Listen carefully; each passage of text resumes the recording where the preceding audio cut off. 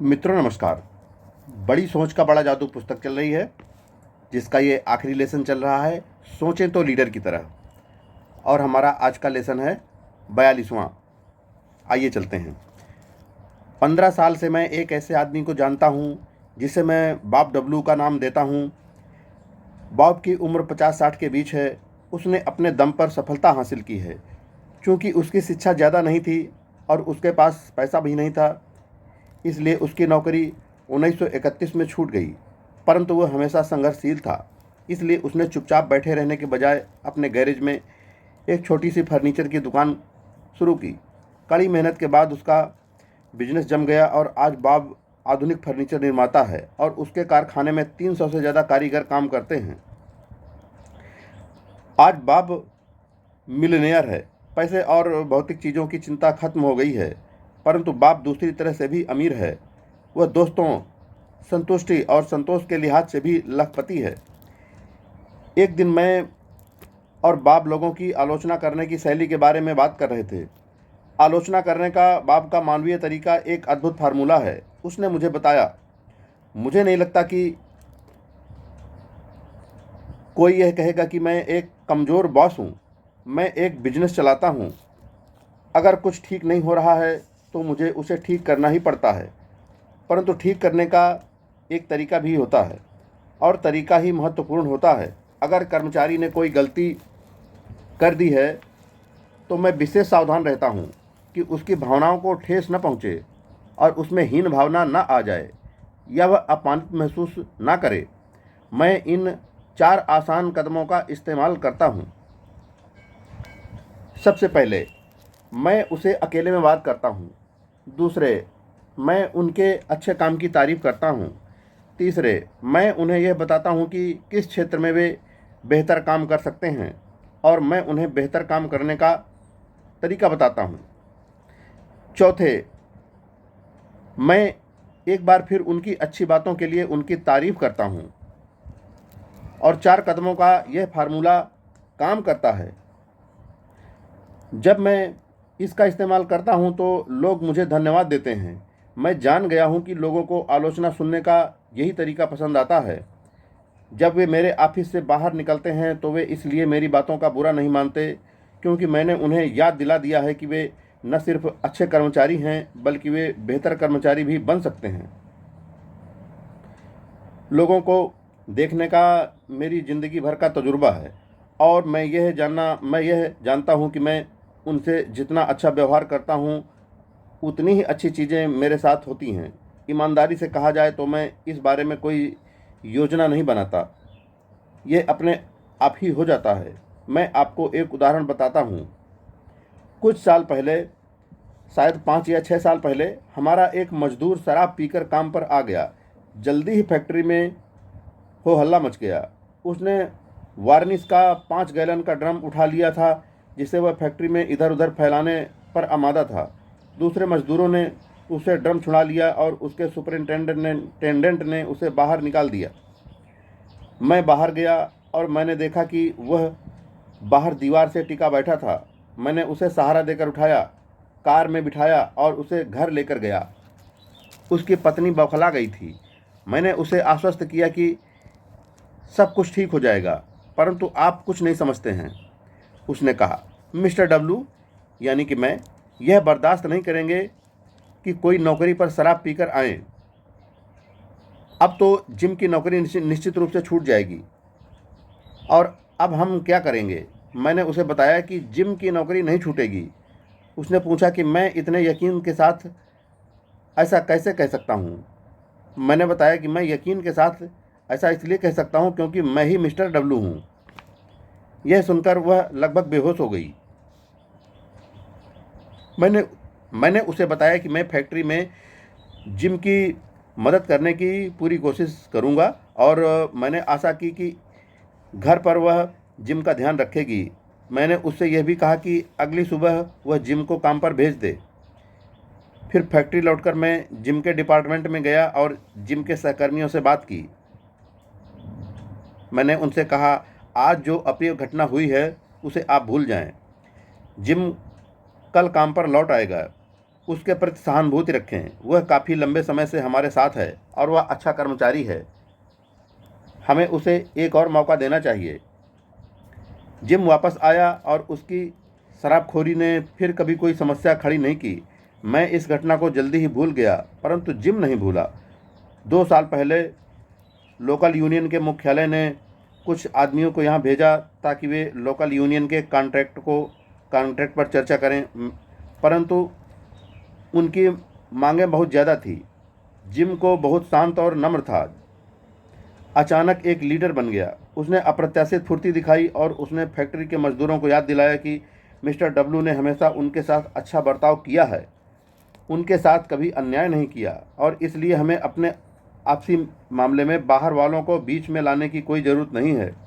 बाहरी लोग चले गए और हमने हमेशा की तरह अपना कॉन्ट्रैक्ट दोस्ताना माहौल में किया। इसके लिए जिम जिम्मेदार था। मानवीय शैली से बेहतर लीडर बनने के 2 तरीके हैं। पहला, हर बार जब भी आप लोगों से संबंधित किसी मुश्किल मसले का सामना करें तो खुद से पूछें, उससे निपटने का मानवीय तरीका क्या है। जब आपके अधीनस्थों में असहमति हो या जब कोई कर्मचारी समस्या खड़ी कर रहा हो तो इस प्रश्न पर सोचें। बाप की गलतियां सुधारने के फार्मूले को याद रखें। कटुता को टालें, व्यंग्य से परहेज करें, लोगों को नीचा दिखाने की कोशिश न करें, लोगों को उनकी और दूसरों की नज़रों से न गिराएं। खुद से पूछें, लोगों के साथ निपटने का मानवीय तरीका क्या है। इससे हमेशा लाभ होता है, कई बार जल्दी, कई बार देर से, पर लाभ हमेशा होता है। मानवीय बनने के नियम से लाभ लेने का दूसरा तरीका यह है कि आप अपने काम से यह जताएं कि आपके लिए लोग महत्वपूर्ण हैं। अपने मातहतों की नौकरी के बाहर की उपलब्धियों में रुचि दिखाएं। हर एक के साथ गरिमापूर्ण व्यवहार करें। अपने आप को याद दिलाएं कि जीवन का मुख्य लक्ष्य इसका आनंद लेना है। यह सामान्य सा सिद्धांत है कि आप किसी आदमी में जितनी अधिक रुचि लेंगे वह आपके लिए उतना ही मन लगाकर काम करेगा, और जब वह मन लगाकर काम करेगा तो उससे आप और बहुत ज़्यादा सफल हो जाएंगे। जब भी मौका मिले अपने सुपरवाइजर से अपने अधीनस्थों की तारीफ करते रहें। यह एक पुरानी अमेरिकी परंपरा है कि छोटे आदमी की तरफ वाले आदमी को हमेशा प्रशंसा की नज़रों से देखा जाता है। आपके अधीनस्थ आपकी तारीफ से खुश होंगे और आपके प्रति उनकी वफादारी भी बढ़ जाएगी। और इस बात से न डरें कि इससे आपके सुपरवाइजर की नज़रों में आपका महत्व कम हो जाएगा। जिस आदमी का दिल इतना बड़ा हो, जिसका व्यवहार इतना विनम्र हो, वह उस आदमी से ज़्यादा आत्मविश्वासी लगता है जो असुरक्षा के भाव से भरकर अपनी उपलब्धियों की सेखी बघारता रहता है। थोड़ी सी विनम्रता बहुत काम आती है। जब भी मौका मिले अपने अधीनस्थों की व्यक्तिगत रूप से तारीफ करें, उनके सहयोग के लिए उनकी तारीफ करें, हर अतिरिक्त प्रयास के लिए उनकी तारीफ करें। तारीफ ही वह सबसे बड़ा एकमात्र प्रोत्साहन है जो आप उन्हें दे सकते हैं, और उसमें आपका एक पैसा भी खर्च नहीं होता। इसके अलावा गुप्त मतदान ने कई सशक्त और जाने माने उम्मीदवारों को भी धराशायी कर दिया है। आप कभी नहीं जानते कि कब आपके अधीनस्थ आपके काम आ जाएंगे और आपको किसी अप्रिय स्थिति से बचा लेंगे। लोगों की तारीफ करने का अभ्यास करें, सही तरीके से लोगों से व्यवहार करें, मानवीय बने। लीडरशिप नियम नंबर 3, प्रगति के बारे में सोचें, प्रगति के बारे में विश्वास करें और प्रगति के लिए कोशिश करें। जब कोई आपके बारे में यह कहता है वह प्रगति में विश्वास करता है, वही आदमी इस काम के लिए ठीक रहेगा, तो आपकी इससे बड़ी तारीफ हो ही नहीं सकती। हर क्षेत्र में प्रमोशन उन्हीं लोगों को मिलते हैं जो प्रगति में विश्वास करते हैं और प्रगति के लिए प्रयास करते हैं। सच्चे लीडर्स बहुत कम होते हैं। यथा स्थिति में विश्वास रखने वाले लोग, जैसा भी चल रहा है ठीक है, हम इसमें कोई हेर फेर नहीं करना चाहते। हमेशा प्रगतिशील व्यक्तियों से सुधार की बहुत गुंजाइश है, इसलिए हम इसे सुधारने की कोशिश करें। बहुत बड़ी तादाद में होते हैं। लीडर्स के समूह में शामिल हों, अपनी नज़र हमेशा आगे की तरफ रखें। प्रगतिशील नज़रिया विकसित करने के लिए आप 2 खास चीज़ें कर सकते हैं। नंबर 1, जो भी काम करें उसमें सुधार के बारे में सोचें। दूसरा नंबर, जो भी काम आप करें उसमें आप ऊंचे स्तर रखें।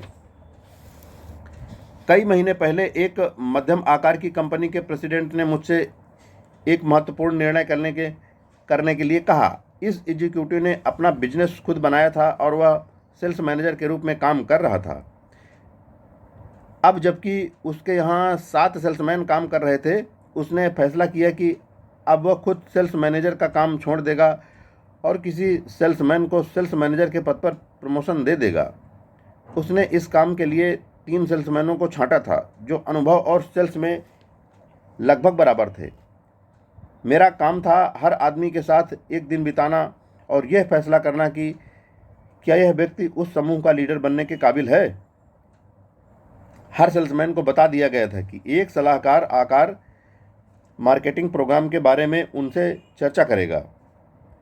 जाहिर है कि उन्हें स्पष्ट कारणों से यह नहीं बताया गया था कि मेरी चर्चा का असली उद्देश्य क्या था। 2 लोगों ने लगभग एक ही तरीके से प्रतिक्रिया व्यक्त की। दोनों ही मेरे साथ असहज हो गए। दोनों को ही यह एहसास हो गया कि मैं वहाँ पर कुछ बदलने की फिराक में था। दोनों ही सेल्समैन यथास्थिति के सच्चे रक्षक थे। दोनों का ये कहना था कि सब कुछ ठीक ठाक चल रहा है।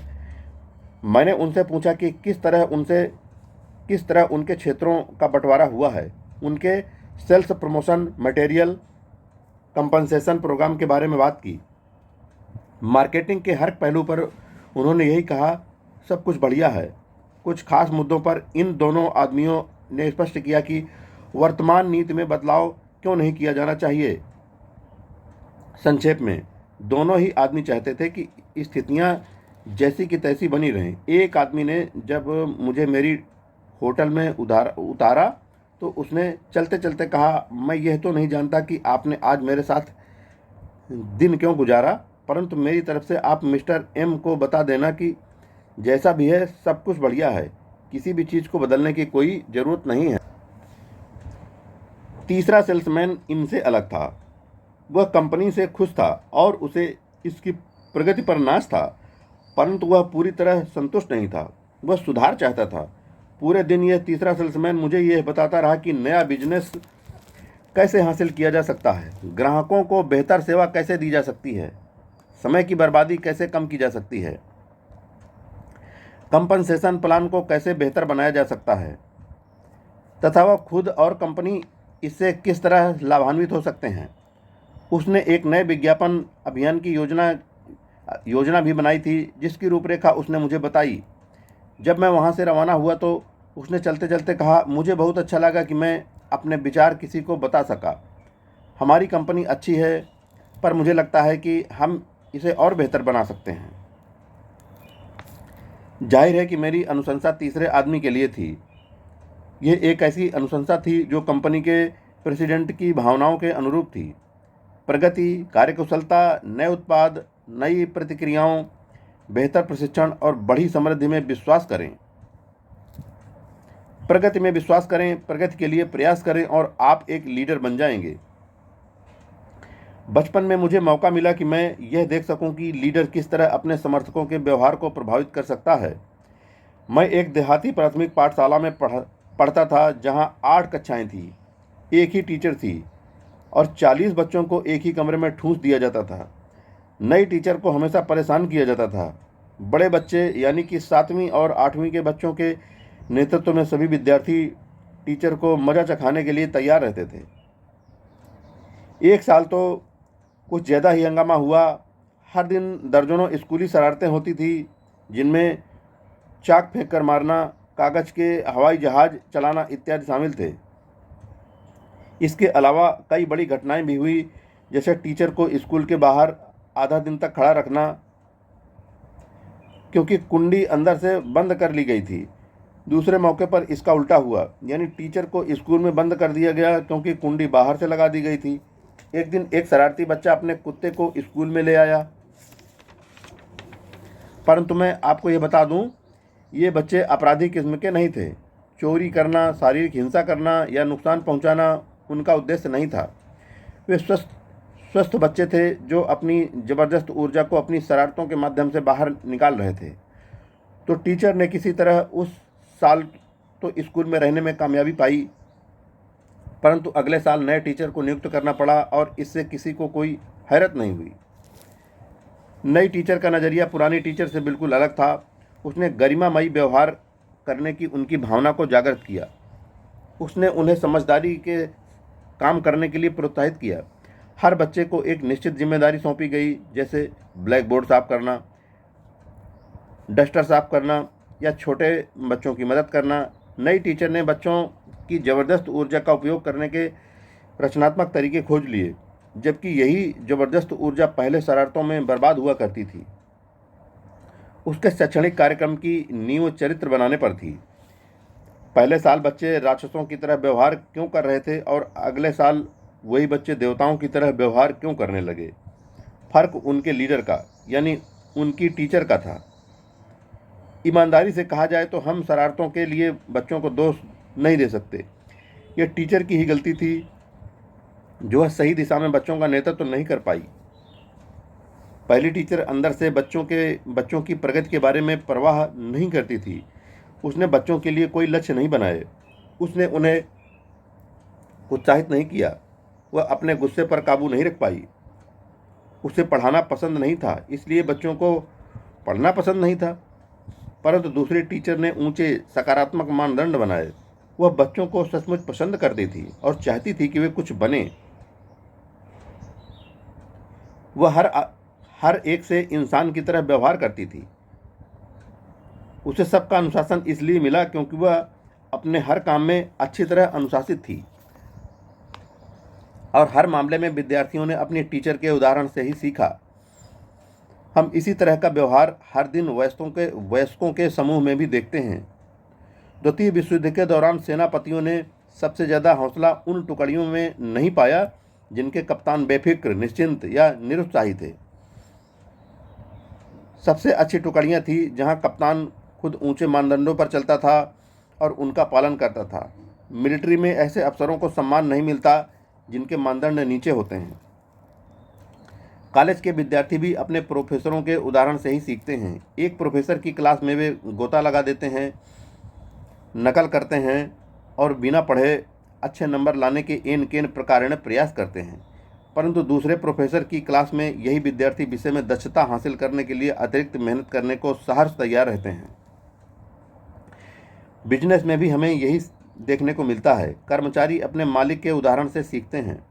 कर्मचारियों के किसी समूह को करीब से देखें, उनकी आदतों, हाव भाव, कंपनी के प्रति उनके रवैये, उनकी नैतिकता, उनके आत्मनियंत्रण पर गौर करें।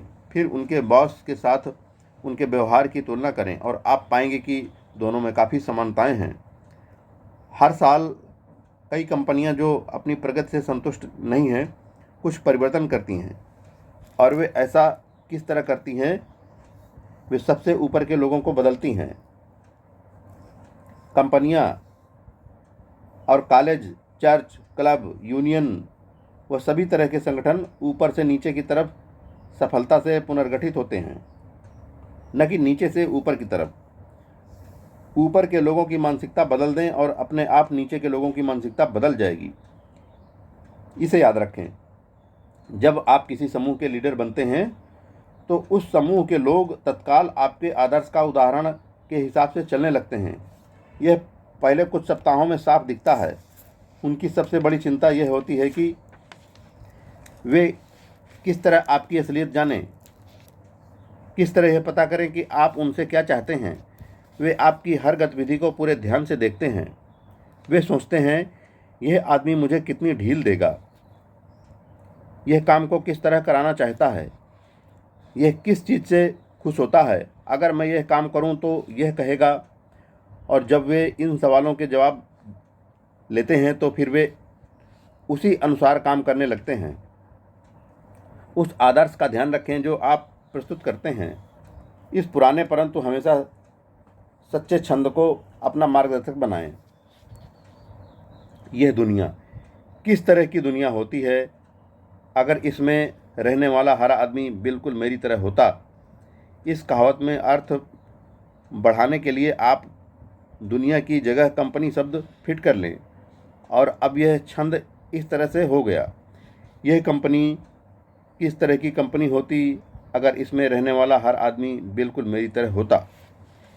इसी तरह आप खुद से पूछें कि अगर हर आदमी आप ही के जैसा हो जाए तो वह क्लब, समुदाय, स्कूल या चर्च कैसा होगा। आप अपने अधीनस्थों से जिस तरह का सोच चाहते हैं वैसा सोचें, जैसी चर्चा चाहते हैं वैसी चर्चा करें, जैसे काम चाहते हैं वैसे काम करें, जैसी जीवन शैली चाहते हैं वैसी जीवन शैली जिएं। लंबे समय तक साथ रहने के बाद अधीनस्थ अपने बॉस की कार्बन कॉपी बन जाते हैं। उच्च कोर्ट की सफलता के लिए ज़रूरी है कि मास्टर कॉपी डुप्लीकेट करने के काबिल होना चाहिए। मित्रों, आज का हमारा 42वां भाग यहीं पर पूरा होता है। अब 43वें भाग में पुस्तक भी पूरी हो जाएगी। दोस्तों, अगले भाग को भी ज़रूर सुनिएगा और अपने जीवन में मिशन फाइनेंशियल फ्रीडम में कामयाब होइए। जय हिंद फ्रेंड्स।